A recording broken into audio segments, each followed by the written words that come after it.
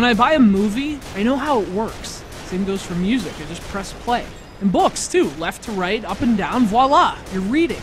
Entertainment doesn't have to be simple in content, but it should be simple to experience. That way there's no boundaries between the user and the content.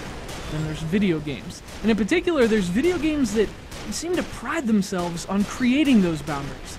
Every critic has a pet peeve, and that's mine. So, Armored Core and we're gonna get along real well.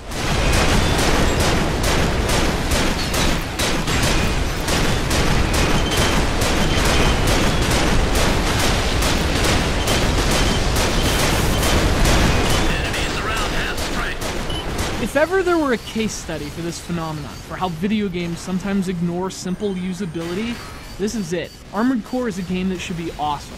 You know, for the people in the know, it probably is, but that's the thing. These games hide their experience beneath this ridiculous obstacle course of esoteric design. I mean, can you imagine buying a DVD and having no idea where the menu was or what certain features did? You can't enjoy the experience if you can't even get to it. That's pretty much Armored Core. If you can get to it, you'll love it. If not, join the club. So Verdict Day is sort of an expansion pack, but not really. I mean, it is in that it's basically built from the same blueprint as 2012's Armored Core 5. It also emphasizes the V in the subtitle, which is the Roman numeral for 5. But it's also a standalone game, so not really, maybe, I guess? Actually, it's only right that the very nature of the game would be complicated. It's Armored Core! It should be as flummoxing as possible, and any noob who has the gall to want to try something new should also receive extra flummoxing. It's a matter of principle!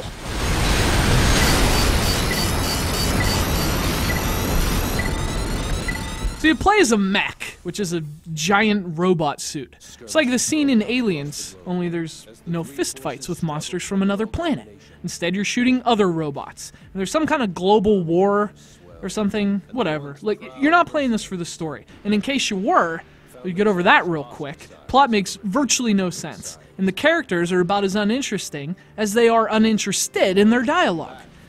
Not quite Resident Evil voice acting, but maybe Resident Unpleasant. You were infiltrated and robbed of your weapons?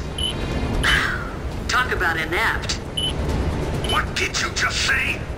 Cut the lip, hireling!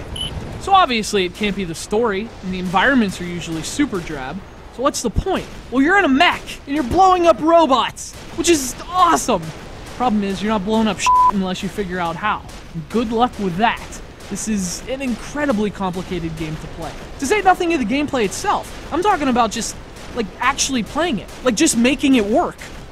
You know, I would describe how, but, like, honestly, I'm not even sure. I mean, you have weapons mounted on each shoulder, and you can customize them. In fact, you can customize every single detail of your mech, which is awesome. Less awesome is the interface to do so, which is less awesome. Anyway, you go into battle, you can scan your environment for enemies, and when you spot them, you blow them to fucking hell. And it's completely fucking awesome. Although the music, it's alright. A game like this needs, like, really thrashing riffs. Fortunately, you can mute the TV and jam to thrashing riffs of your own. Playing this while listening to Bay Area thrash is as close as I've ever come to a religious experience. So, I mean, look, I really want to love this game, but you have to jump through all these hoops to actually get to it. It never tells you how to play exactly. And I mean, there are manuals you can read, but come on, reading pages and pages of manuals? That's your answer for a game this complicated?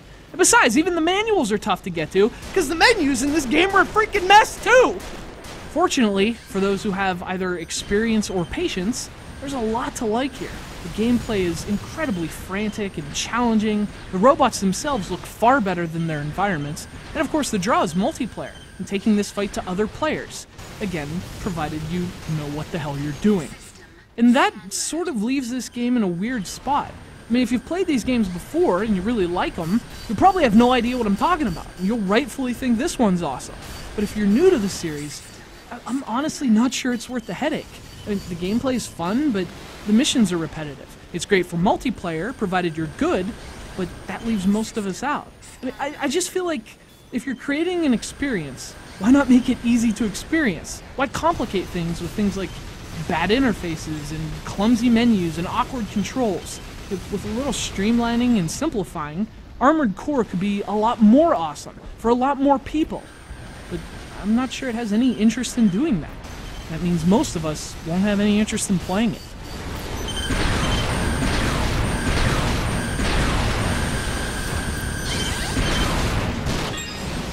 Mission objective complete. System returning to normal mode.